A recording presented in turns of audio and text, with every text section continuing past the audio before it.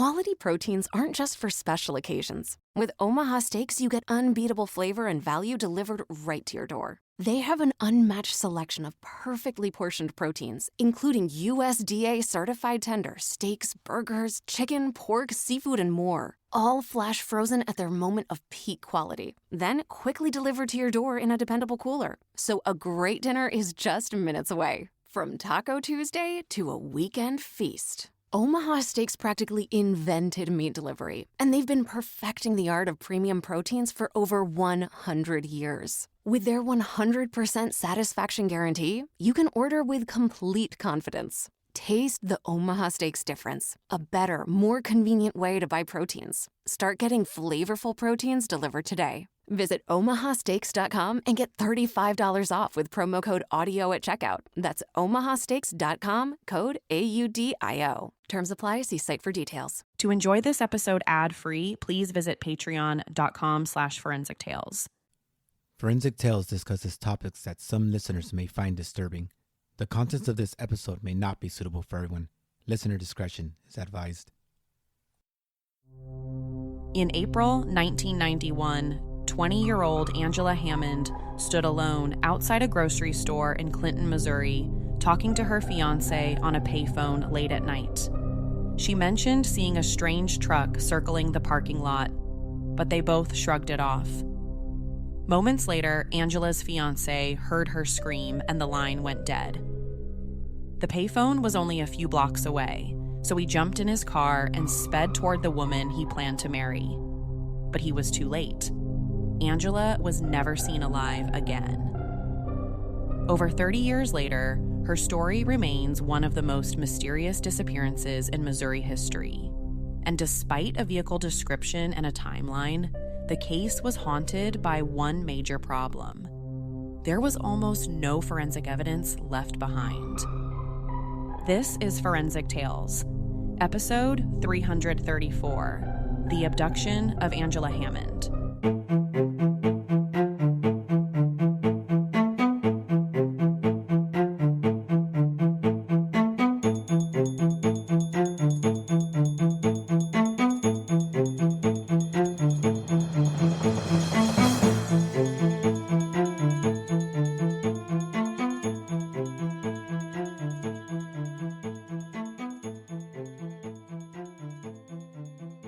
Welcome to Forensic Tales. I'm your host, Courtney Fretwell. Forensic Tales is a weekly true crime podcast with a forensic twist. Each episode features real stories highlighting how forensic science was used to uncover the truth. If you enjoy deep dives into real cases and the science behind them, make sure you're subscribed so you never miss an episode.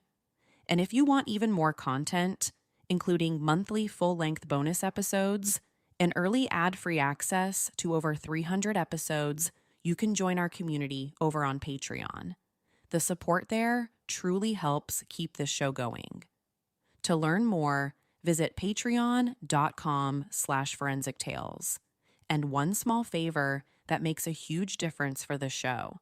If you're enjoying Forensic Tales, please consider leaving a positive review on Apple Podcasts or Spotify. It really helps other listeners discover the podcast. Before the local and national headlines, before the podcasts, before the Unsolved Mysteries episode you've probably seen, Angela Hammond was just your typical small-town American girl. Known as Angie, she was born on February 9th, 1971, to parents Marcia and Chris Hammond. For the first 4 years of her life, she lived with both her parents in Kansas City, and it was just the three of them. But the family eventually moved to Clinton to be closer to Marcia's parents and Angie's grandparents. Clinton, Missouri was, and still is, just a quiet farming town. It's the kind of place that feels shielded from big city crime. Kids ran around the neighborhood, going into their friends' unlocked houses. Neighbors looked after each other, and the most exciting time of year was usually high school football season, when everyone in town got together to watch the games. So for Marcia and Chris Hammond, it felt like the perfect place to bring 4-year-old Angie.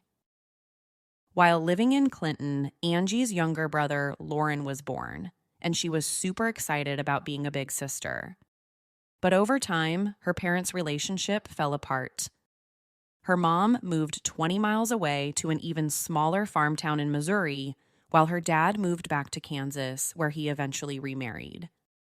But despite the divorce, Angie and her younger brother still grew up in a very loving and stable household.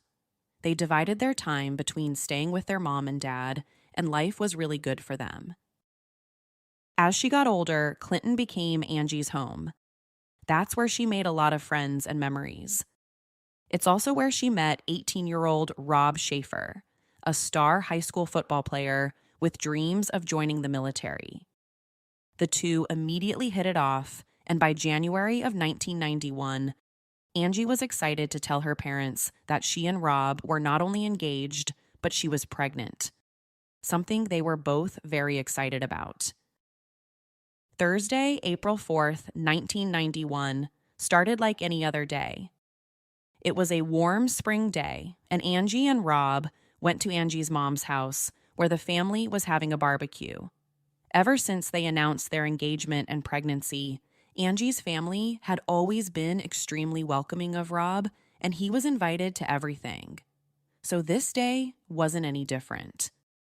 Nothing about the night of April 4th, 1991, suggested it would become one of Missouri's most haunting unsolved abductions. By about 9 o'clock that night, the barbecue was winding down, and Angie and Rob headed back to Clinton to be at his mom's house by 10 o'clock so he could babysit his younger brother. The plan was for Rob to stay at his mom's house and meet up with Angie later that night when Rob's mom returned a few hours later. So to pass the time, Angie met up with her best friend, Kyla, and the two just drove around downtown together. Sometime around 11:15, they parted ways. Kyla went home, and Angie decided to call Rob at the nearest payphone, located on the corner of 210 South 2nd Street in the downtown Food Barn Store parking lot. This was a spot only 7 blocks away from Rob's parents' house, where he was still babysitting his little brother. Angie told Rob she was tired and planned to go home and take a bubble bath before heading to bed. You might be asking yourself, why would she stop at a public payphone in the middle of the night? Well, the trailer they lived in didn't have a phone, so it was very common for the two of them to use payphones to call each other if they weren't together. But as they spoke, Angie noticed that a green Ford pickup truck kept circling around the block. The first time around, she completely ignored it, but on the second pass, she told Rob about it. She said there was a, quote, filthy, bearded man with a mustache wearing a dark baseball cap and overalls, who had just pulled up next to her. There must have been something about him that just creeped her out because she noticed every little detail.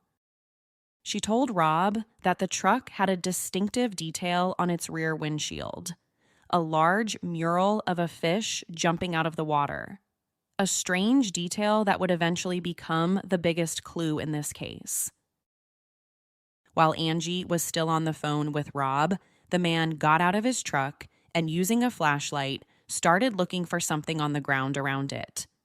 Thinking he might just need to use the payphone, Angie asked him if he needed to make a phone call, but the man just shook his head, no, and kept standing there. At this point, Angie is starting to get pretty nervous. There's just something about this guy that doesn't sit right in the pit of her stomach. It's that instinct that most of us, especially females, have. We just know when something or someone doesn't feel right. If he didn't need to use the payphone, why was he just standing there behind her? And why keep driving around in circles around the block when she was the only one there? But before Angie could even really process what to do next, she let out the loudest and most terrifying scream Rob had ever heard. Rob then heard a man say something like, "I didn't need to use the phone anyway." Seconds later, the phone line went completely dead. Rob's first instinct was to run out of his parents' house as fast as he could and get to that payphone, only 7 blocks away. So he followed his gut and hopped in his car and drove to the parking lot as fast as he possibly could. He thought that if he could get there, he could save her. He could be the one to get her before this mystery man could do something to harm her. He didn't know he would be just seconds too late. On his way to the payphone, he passed a green pickup truck that looked exactly like the one Angie had described to him, heading in the opposite direction. Rob said he could even hear what sounded like Angie's voice yelling his name. So he quickly threw his car into reverse to try to follow him. But when he did, he must have done something to the transmission. He was only able to follow the truck for about 2 miles until his car completely gave out. At that moment, he could only watch helplessly as the truck that kidnapped his pregnant fiancé drove away without him. There was absolutely nothing he could have done. His car's transmission had completely gone out. And despite being a star high school football player, he couldn't possibly run fast enough to keep up with a moving car. There was nothing he could do to try to save the woman he had vowed to protect. As the truck sped away, Rob was only able to see 2 of the license plate numbers. That was it. He would later say it was because the other numbers were covered in dirt, so there was no way for the police to identify the truck or its owner. When people in town learned about Angie's abduction, they were genuinely scared. Nothing like this has ever happened in this small Missouri farming town. They had heard about it happening in other, larger nearby cities, but not in Clinton. So, having something like this happen was a really big deal. For the next several days, the police, alongside citizens, searched everywhere for Angie. They searched by helicopter for anything visible only from the air. They searched all nearby water, thinking they might find something there. They spent day and night searching miles upon miles for any sign of her, but nothing was ever discovered. They also checked hundreds of late 1960s to early 70s green Ford pickup trucks, but never found the one they were looking for. For the first few days, it was like whoever this guy was had only shown up in town to abduct Angie, then simply drove off. It didn't take long for the police to narrow in on their suspicion of Angie's fiancé, Rob. Even though they were able to confirm that his car's transmission had actually gone out, and he wasn't lying about that, they still considered him suspect number 1. And here's why. Obviously, the police looked at him because he was the fiancé. But they also looked at him because his story just seemed too far-fetched to be true. Why would someone drive in circles and abduct someone like Angie at a payphone, a pregnant 20-year-old young woman without an enemy in the world? That brings us to motive. A stranger abduction just didn't make sense in Angie's situation. This was a normal person who lived a quiet and normal life. There was no reason for her to be targeted. So the police wondered if maybe Rob had motive to want something bad to happen to her. Maybe he was upset about the pregnancy. Maybe he was getting cold feet about the upcoming wedding. But right from the very beginning, Rob was fully cooperative with investigators. He sat down for multiple interviews. He answered all their questions as truthfully as he could. And he even agreed to a polygraph test, which he passed. So all signs seemed to point away from him. And within days, witnesses came forward to report having seen a strange man in a green truck hanging around the parking lot that night. It also helped that all of Angie's family supported Rob. They never once thought he would do anything to harm her. In fact, they felt bad for him because he felt so guilty about what happened to her. Here's what Angie's mom said about that in the episode of Unsolved Mysteries. Rob blamed himself for it because he always told her he'd be there to take care of her. And he tried. He did everything that could be done.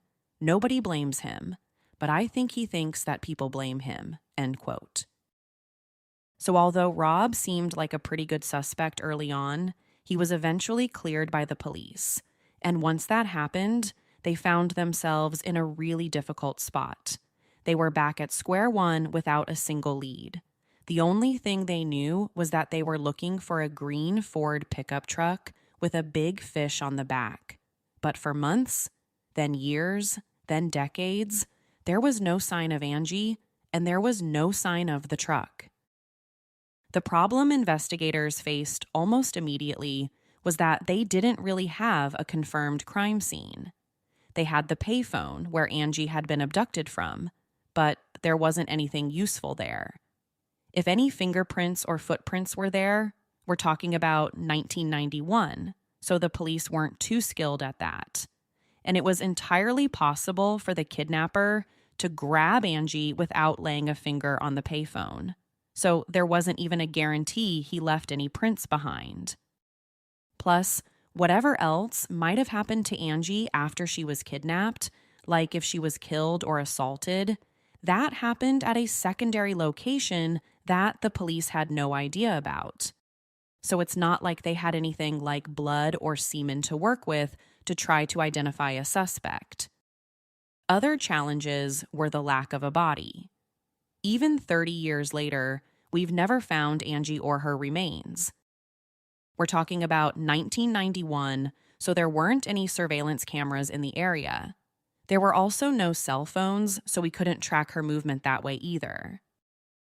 If this crime had been committed today, it's very possible it would have already been solved.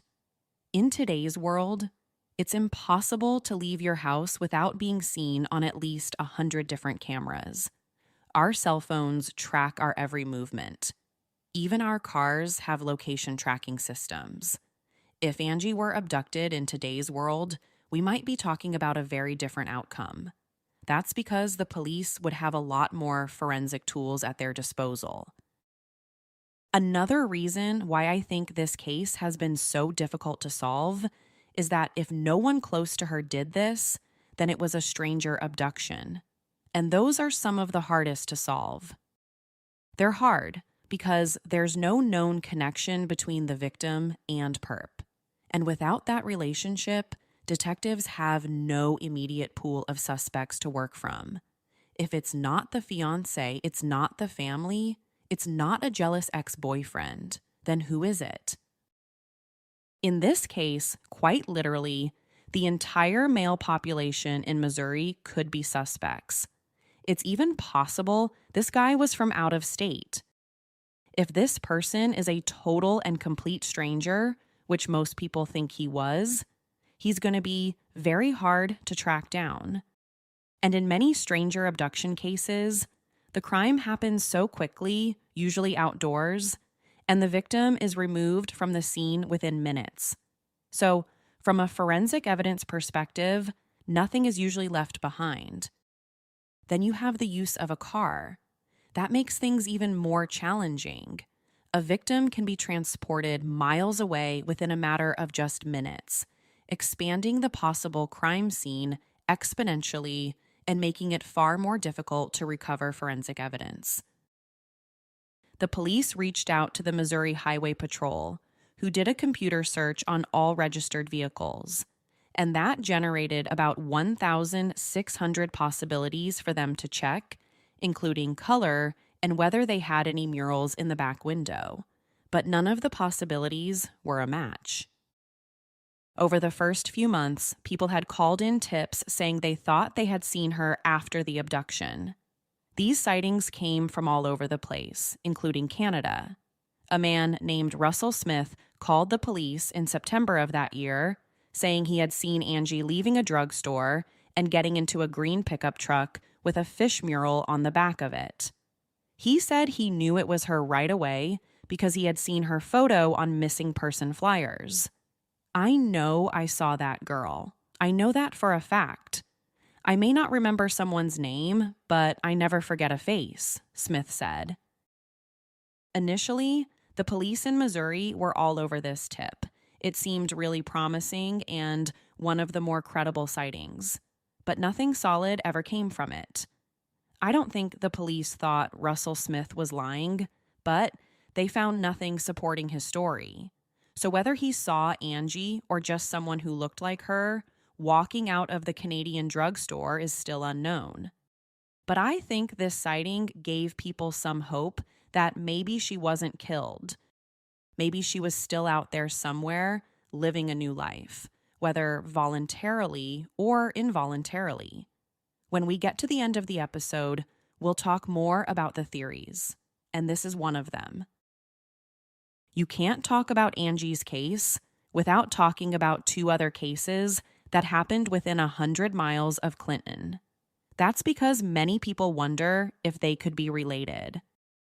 The first case involved 42-year-old Trudy Darby, who disappeared from Max Creek, Missouri, just 3 months before Angie.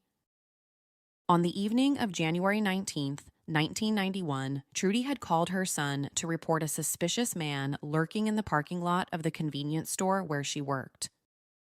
Her son knew she was the only clerk on duty that night, so he dropped what he was doing and drove straight to her work.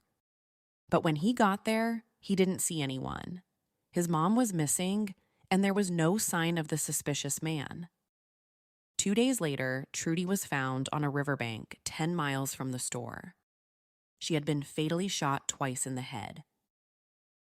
The other case happened about a month later.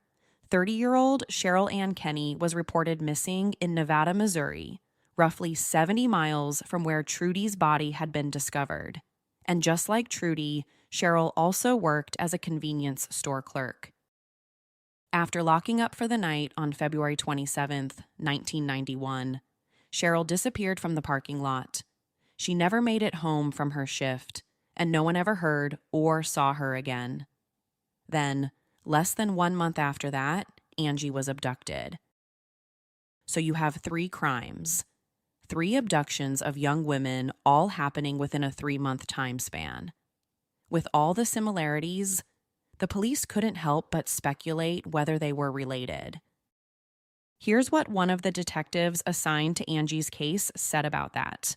If Angela is found, it might provide a link that relates to, for example, Trudy Darby. Or if Cheryl's found, maybe that will be a connection to Trudy Darby and how she was murdered. And with a total of 3 victims, there was a fear that maybe a serial killer was on the loose in West Central Missouri. But when it came to Trudy's case, that one was eventually solved. Her half-brothers, Marvin Cheney and Jesse Rush, were convicted of her murder 3 years later. They were arrested after Jesse, who was only 15 years old at the time of the murder, had visited Kansas City and bragged to multiple friends that he had gotten away with the perfect murder. Well, the friends immediately turned around and told the police, and Jesse was arrested. But not even that seemed to burst his bubble. He was still really proud about what he did to Trudy. He said the entire murder was premeditated. He and his brother entered the store and held her up at gunpoint. They stole about $200 from the cash register and forced her into their car. She tried to defend herself, which only pissed them off. They then took her to a nearby barn where they sexually and physically assaulted her. Afterward, they shot her once in the head and put her body in the trunk of their car and took her to the river to dispose of her.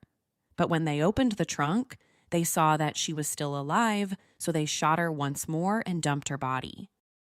They had the chance to save her life, but they chose not to. But here's where things got a little interesting as it related to Angie. In several letters that Jesse Rush sent to a fellow inmate he'd befriended while awaiting trial for Trudy's murder, he casually alluded to being responsible for several other unsolved rapes and murders. He also seemed to implicate his stepbrother in the crimes. So could Angela Hammond be one of their victims? Since her body has never been recovered, we can't say with any certainty she's become a murder victim. But since it's been so many years, I think that's what most people assume happened to her. Well, The brothers have never admitted to any involvement in Angie's case, and the police haven't found any solid evidence linking them to any other unsolved murder. And after their convictions, they were both sentenced to life in prison without the possibility of parole. When it comes to Cheryl Kenny, her case still remains unsolved, so it's entirely possible it's connected to Angie. At this point, it's just one of many possibilities that remain on the table. I mentioned the term serial killer just a minute ago. Well, there were two that popped up on the police's radar. The first was a man named Kenneth McDuff, a notorious Texas serial killer who abducted and murdered multiple young women during the late 1980s and early 1990s. McDuff often targeted women alone in parking lots or public places, forcing them into his vehicle before later killing them. Some investigators and armchair sleuths noticed similarities between his crimes and Angie's abduction, particularly the use of a pickup truck and the brazen nature of the kidnapping. However, despite the speculation, authorities have never officially linked McDuff to Angie's disappearance, and no forensic evidence has ever connected him to the case. The second was Larry Hall, a convicted kidnapper and suspected serial killer believed to be connected to dozens of disappearances across the Midwest during the 1980s and 1990s. Hall frequently traveled between states for Civil War reenactments and was known for targeting young women and girls, often abducting them from public places before transporting them elsewhere. Because Hall operated throughout the Midwest during the same time period as Angie's abduction, some investigators and online sleuths have questioned whether he could be connected to the case.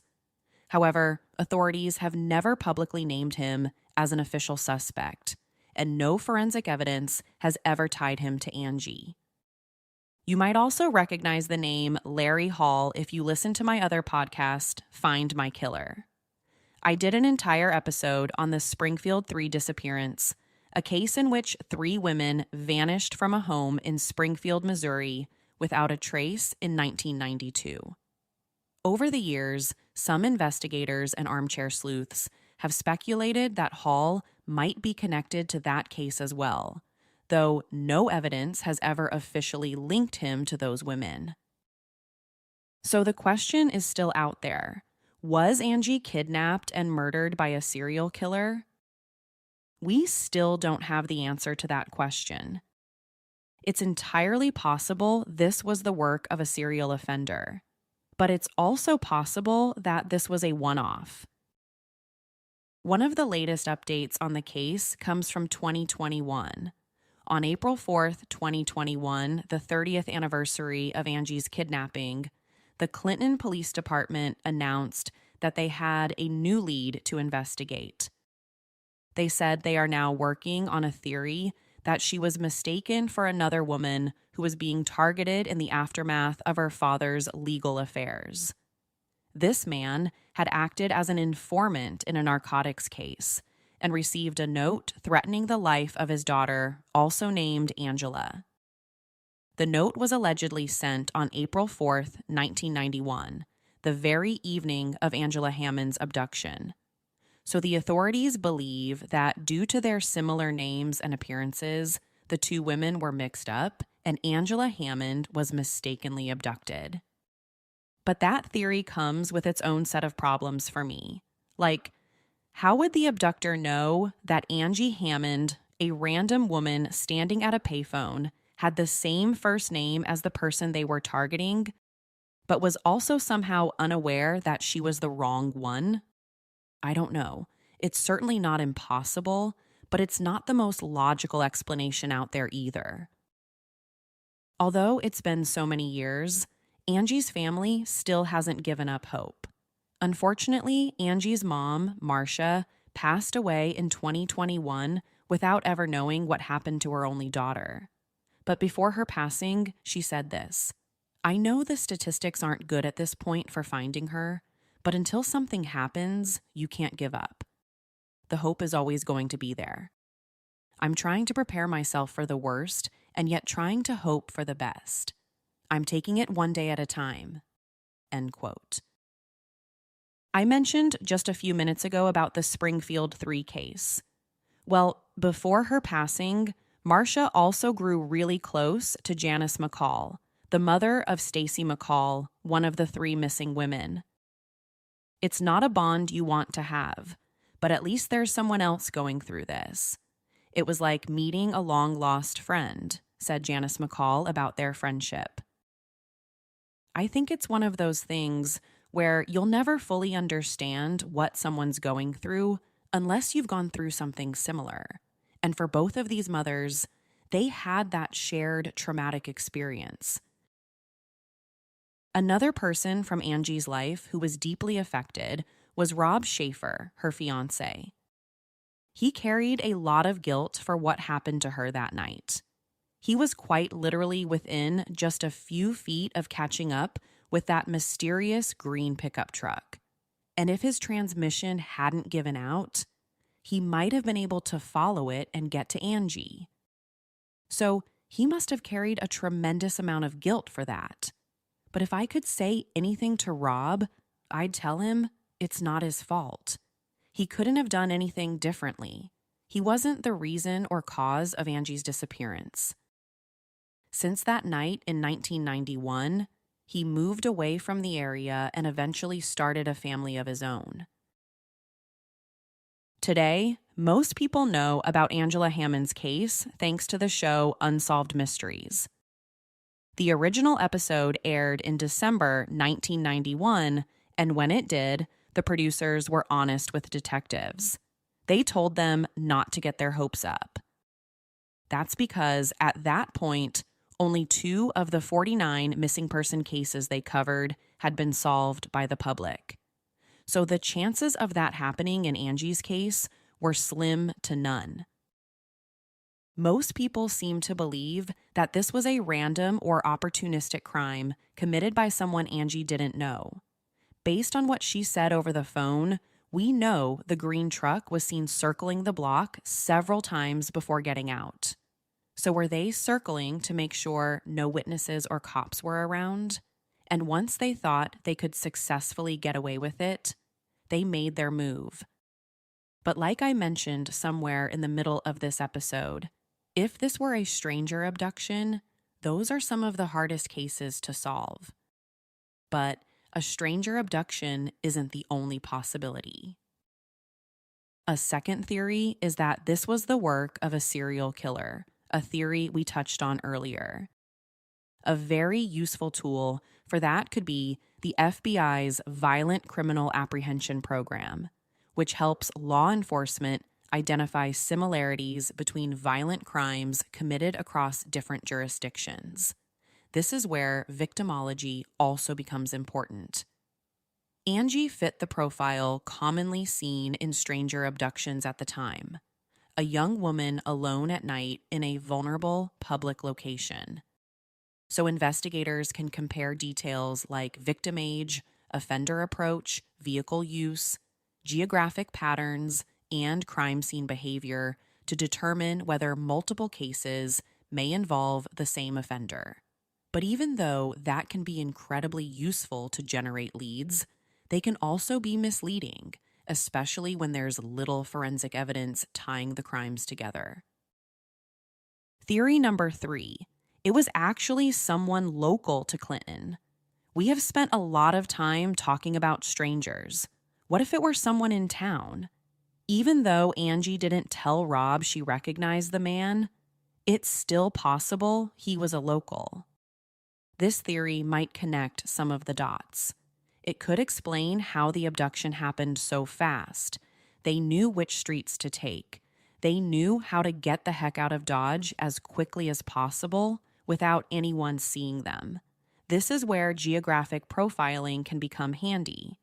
Investigators often analyze offender behavior, travel routes, and comfort zones to determine whether a suspect may have had familiarity with the area, especially in cases where an abduction happens quickly, and the perp seems to disappear almost immediately. As to the theories about what happened to Angie and whether she is still out there somewhere, there seems to be two main possibilities. She was killed sometime after being abducted, or she's still out there somewhere, unidentified. Sadly, it seems like most people, including the police, think she was killed sometime after the abduction. Since that night in 1991, there's been no confirmed sightings of her, no financial activity, no contact with her family, no evidence suggesting she's still alive somewhere. When Angie Hammond spoke to her fiancé over the payphone that night, she was 4 months pregnant. She was excited about starting a life with Rob and had a family who loved her. She was smart, she was kind, she was outgoing. She deserved so much more than what happened to her that night. Without much forensic evidence, this is a hard case to get to the bottom of, but it's not impossible. This case can still be solved.